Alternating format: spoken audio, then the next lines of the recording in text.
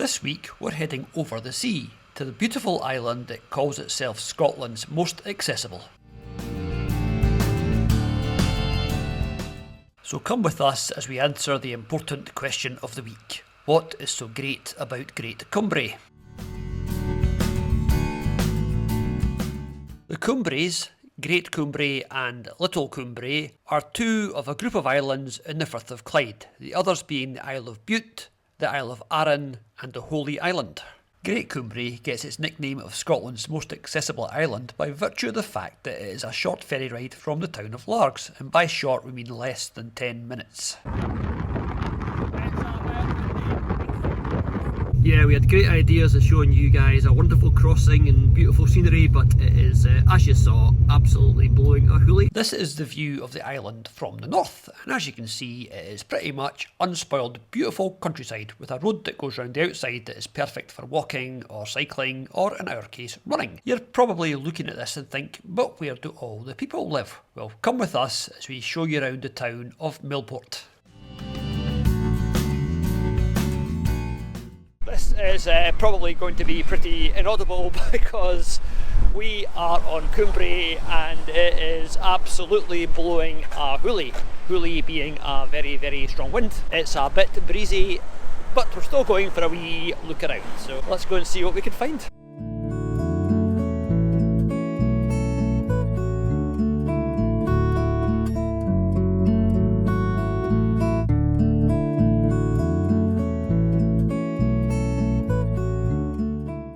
Oh, that looks like it's worth a bit of an explore, but it's also boarded up and private. I'm just going up here so we can read what it says above the door. Give unto the Lord the glory done in his name, something like that. Whatever your thoughts are on religion and all things associated with it, they do have some very nice buildings. I turned round and Bex was gone. I wonder where she could possibly... a boutique shop. I'll bet she's in there. Let's go for a wee look. Oh, decisions. Which ones do you like? They're nice. They are nice, I like them. I quite like them. Get them both. Well, that was a momentous occasion for Scotland on a shoestring. Bex went into one of those little boutique shops and what did you do? I bought something, two things. She bought two somethings. That is, I am amazed. Because it's a wee bit windy, we're going to go into the Museum of Cumbrae for a look round. I bet it's fascinating. It is quite a cool old building, and that is the tent over there where we're going to go and register for our run tomorrow, but that is what we're going to go and look at today. So this is Garrison House, which was the summer house of the Earls of Glasgow, because if you lived in Glasgow and you didn't have to be there in the summer, why would you?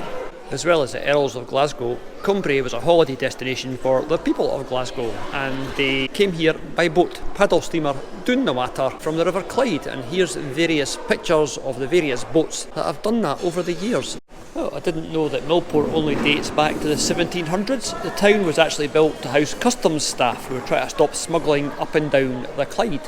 I bet they were really welcomed by the locals who had previously benefited from all that smuggling. And there is the network of trains and ferries that would have got you to all the wee points down here, Bute and Millport and Arran. So you got the train from Glasgow, or you got the bus from Glasgow, and then you got a ferry to your destination. You were never very far from home, but far enough to be away from the shipyards and the stour and the unpleasantness. Here's a little thing about the tourist trade. 100,000 people a year would come here from Glasgow to get away from their day jobs and get some fresh air and sunshine. Well, maybe not sunshine, but certainly fresh air. And there's some vintage bottles that have been picked up in the bay out there. We do know there's a Victorian bottle dump somewhere around here, but we don't know where it is, and that's the face I'll get if I go looking for it. Oh, I wondered where Bex has gone, but this is the little courtyard of the Garrison House, and there's lots of little crafty shops round about, so I'll just follow the sign. Oh, there she is over there. Yeah, I thought I might have found you in a craft shop somewhere. Oh, it's a llama. Or is it an alpaca? It's an alpaca. Is it? Oh, okay. It's a real alpaca wool alpaca. An alpaca wool alpaca. These crafted tea cosies are amazing. A healing coo and a sheep. Still not enough to make us drink tea. That is one of the chunkiest yarn bombs I think we've ever seen. A giant crocodile. Yeah, like that.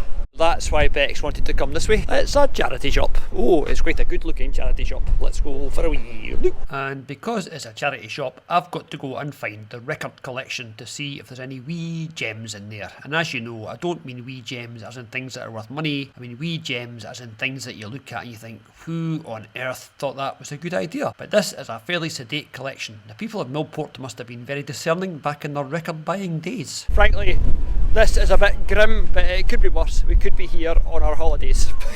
We are here on our holidays. This is the height of summer. People are here on their summer holidays. There's an NA Heritage Trail on the island. We'll have to check that out because there is the War Memorial from 1922, as you just saw on that sign, in memory of the heroic dead 1914 to 1919, and then an extra bit for 1939 to 1945. The weather has decided to be Scottish, so Bex is making a break for the nearest cafe. So time for a cup of coffee before we go for a gin taste. Yes, a gin tasting. Can't wait for that one. Yeah, we're trying to find a cafe now, but unfortunately the whole island's had the same idea because it is a bit miserable.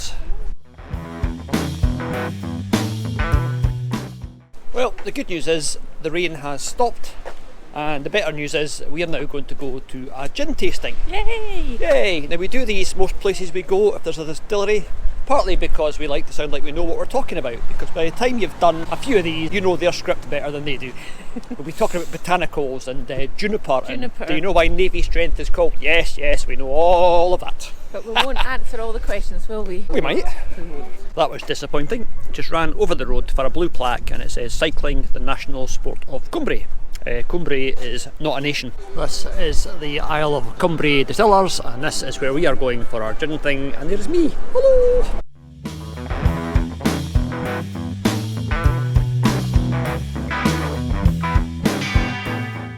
You all know that Bex likes a coffee. She's also quite partial to a wee drop of gin, so lots of different gins here for us to taste today. This is going to be quite good fun. And our favourite person on the whole island is Amanda, who is through there making us all gin and tonic. We've only just met her and she's making us all gin and tonic. We like Amanda. It's gin time. The smile says it all, doesn't it? Smile says it all, either coffee or gin. We have to admit, we love a wee gin tour, especially when you're in a wee local place like this and you get a real feel for the passion that the people working there have got for their product. And you get lots of gin and you get a bit of tourist information. As we call it, it's 417 feet high and it has a panoramic view of the Firth of Clyde. And that is where it all happens. You see a lot of these gins and you think, oh, that some must be made in a big factory somewhere. It's not. All the gin that comes from Cumbrae is made in Mona here. Literally, that's where it all happens. Every bottle of gin you see around here, all the gin that's over there, and all the gin that they export, and all the gin that they sell, comes out of that, and it does 150 bottles at a time. So as you can guess, the poor girl's getting a bit of a rest just now, because to make as much gin as they need, she must be working absolutely flat out. Because they make so much gin, I'm guessing these aren't all counted, so we'll just It's okay, Amanda, we were only joking. Well, that is Bexy's motto there. She always responsibly drinks gin until she's drunk too much gin, and then she's a bit less responsible. And this is a storeroom for stuff that they've made that they're going to sell in the shop. Now, you've not really got an idea how busy the island can be today, but they get through this quite quickly. And our favourite one is over here. There's a boat that goes up and down the Clyde called the Paddle Steamer Waverley. And that is their official gin, which is made here, and it actually tastes really quite nice. So yeah, it's not all about coffee today. Today we're talking a lot about gin. We've had our gin tour, and now we're going to go and find somewhere to get something to eat. We're both squinting into the sun, but that's our gin thing done in the wee distillery that is right behind us. That was extremely good, and the day looks a lot better after several gins. Yeah. I think makes a big difference. Well, it's not just the gin that's made the difference, the weather has made a difference as well. But before we went in for the gin tasting, we thought, yes, why do people come here?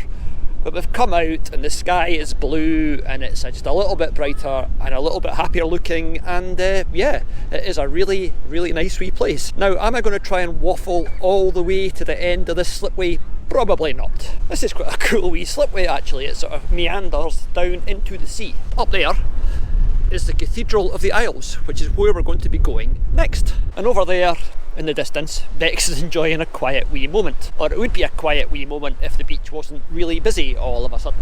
And I said, that's the Cathedral of the Isles over there. Actually, that might be the Cathedral of the Isles over there. One of those two churchy things is the Cathedral of the Isles. I don't know what one it is, sorry.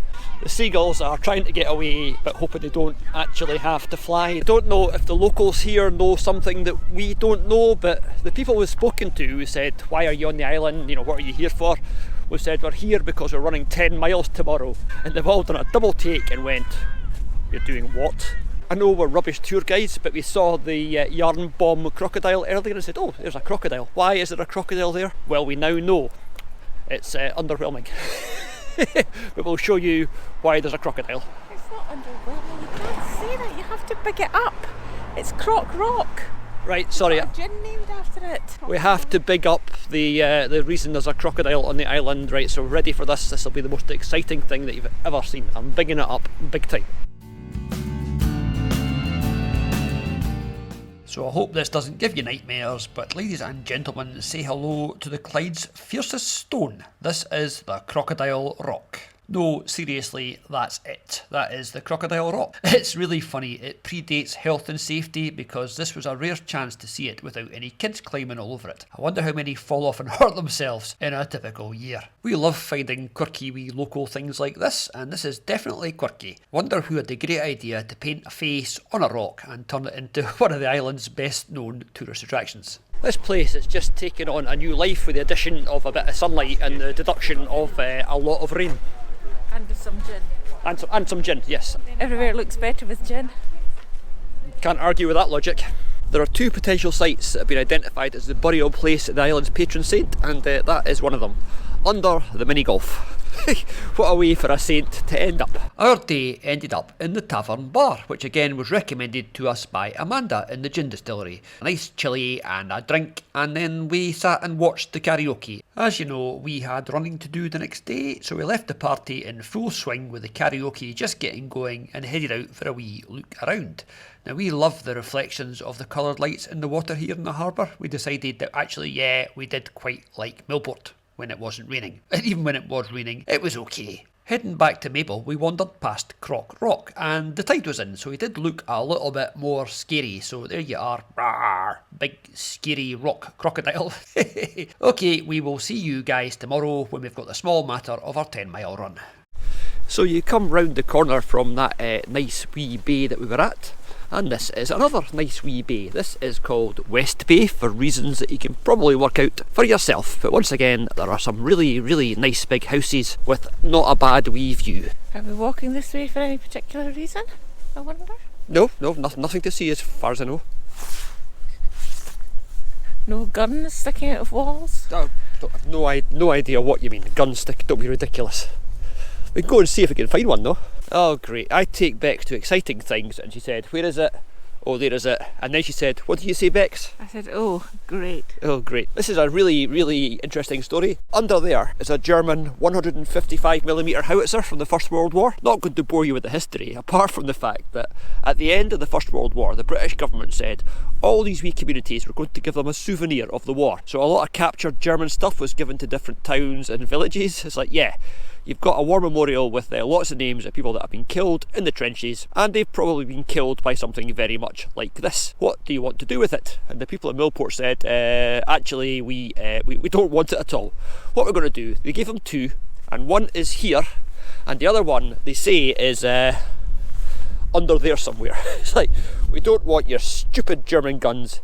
Either take them away or we're just going to dump them. So there it is, a German gun that nobody wanted.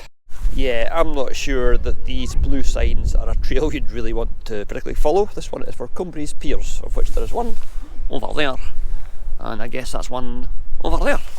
And that's a sign about not feeding the gulls, a sign that was not put up by the gulls. Here we found the world's narrowest house. It's called the Wedge.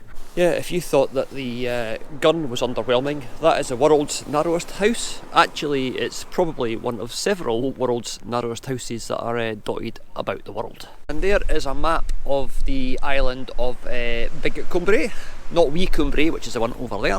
This is Big Cumbrae, and we're going to start wherever we are, here. And we're going to go run more slowly, fall out, have an argument, walk away from each other, catch up with each other, say, I'm never doing this again, I'm so miserable, I never want to do this again, oh, it's not far now, we're nearly there, oh, it's just a little bit further, down, right, just up here, we're almost back at the start, there's the crocodile, yay, let's sign up for next year. While we're waiting for our race to start in about 2 hours, we're going to go for a wee look at the Cathedral of the Isles. It's one of 2 cathedrals in Argyll and Bute, and one of the smallest in the country, so this should be quite interesting. Now it's a Sunday morning, so I'm guessing it'll be in use for its primary purpose, but we're going to go and see what we can see.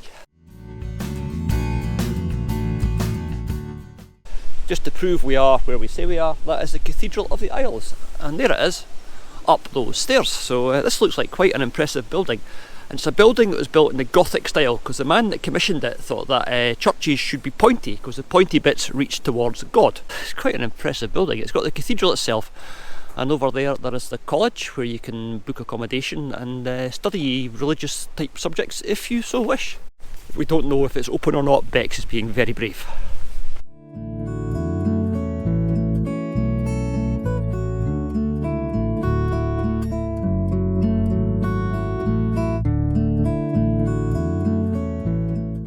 It is the smallest cathedral in Britain, and it is very, very impressive. Again, if you've got the money and you want a wee church built, then you can have a wee church built. And that's another magnificent organ, but there's a little sign there that says you can't touch the organ, so no touching of the organ, and stop sniggering at the back. Well, we'll go and have a look at the graveyard. What do you think? Another wee bit of history, but here's some very, very old Christian crosses on some very old stones that were put here by the 6th Earl of Glasgow, the guy that had this church built. So it's a bit of a thing to try and tie it in with ancient history. So this is the graveyard, and somebody's been round putting an apple on top of every gravestone. Now I don't know if that is in some way significant or if it's just some child collecting apples, because I'm guessing the apples came off a nearby tree. I'm going to say apple tree and you'll say duh, but yeah, there's apple trees over there, so somebody has brought apples from there, and every gravestone has a piece of fruit. Oh, our Lady Bex has noticed this as the leggings go through in the background. I'm thinking these might have been nuns that were here at the college. There's Sister Charlotte Mary, CSAS, and Mary Hoskins Associus, CSAS. And they both died in 1920, so interesting grave markers. Everybody else has a gravestone. Maybe it's austerity for the nuns, maybe they didn't want a flash stone, it's just a simple little metal marker. Oh yeah, there's quite a lot of apple trees in that wee orchard down there. And lots of levels and lots of steps and lots of forestry. It looks very nice, obviously designed to look very nice. Oh, and here's a wall. We're going to go and see what's behind it because I saw a gate. I've actually got no idea. We're now desperately killing time till we can go and run. Hopefully it doesn't show too much and you think this is all a professionally organised expedition, not just us killing time. Oh great. It takes you into the back of the Garrison House and the wee camper van park for people that don't park on the street, like us. Bex has decided that she's had enough of looking at the cathedral and there's nothing else to see, so she's off to find a coffee. She's now doing her best to ignore me. She's like, I'm not listening, he's talking to himself and there may be people about. I see that the pre-race entertainment is in full swing. So, with the obligatory start line selfie, this was 0 hour, time for our 10-mile run. See you guys in a couple of hours. So how much fun was that, Rebecca? It was great fun. Yeah. 10 miles done. That was hard, but we did it. And we have just finished our 10-mile run around the island. Obviously we were racing, so we didn't take any videos for you guys, but we're going to go back now and see some of the sights of this beautiful island. Did you see any? I was hoping you'd seen some. Did you see any? There was a few. I saw the sea and very pretty scenery. A couple of beaches, but yeah. Gorgeous scenery, lots of beaches. Let's go explore. So we jumped in Mabel and headed out of Millport for a quick circuit of the island. Now we just ran this, so we knew there was a couple of interesting things we wanted to stop and have a better look at. This is Fintry Bay, another blue plaque for a lemonade factory. Now that means it's quite an old one, aerated waters. So if you're bottle digging on this island, you'll probably find Kennedy's aerated waters bottles, I would guess. We'll Google that and see if they actually exist. This is a memorial to HMS Shearwater. And if you've never heard of HMS Shearwater, what we need is a wee bit of history.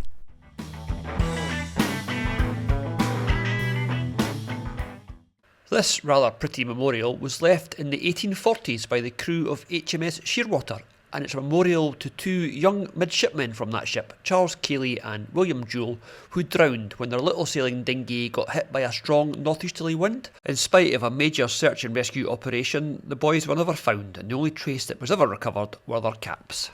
We'd just like to say a huge thank you to everybody who supports our channel, either through Patreon or Ko-fi, or just by watching our videos and liking and sharing and spreading the word. Knowing that you guys are loving what we do makes us all worthwhile. This is the really exciting bit. Are we going to fit onto this boat or are we not? What do you think, Bex? I think we might, just. Yeah, fingers crossed. But there's a big bus. Yeah, there have been 500 people here running today, so there's a lot of people waiting to get off the island, and that doesn't include the people that have come for the day or the locals, so it's quite a popular wee ferry service. You can see why they have two boats bimbling backwards and forwards all day. Mabel's handbrake isn't great, so I would like to get on this boat if at all possible. Do not make us stop on this big hill, or we'll end up in the sea. And so we boarded the ferry back to the Scottish mainland. We'd had a grand time on Great Cumbrae, and if you've had a grand time watching this video, please remember to like and subscribe and all that gubbins, and we'll see you soon for more Scotland on a shoestring.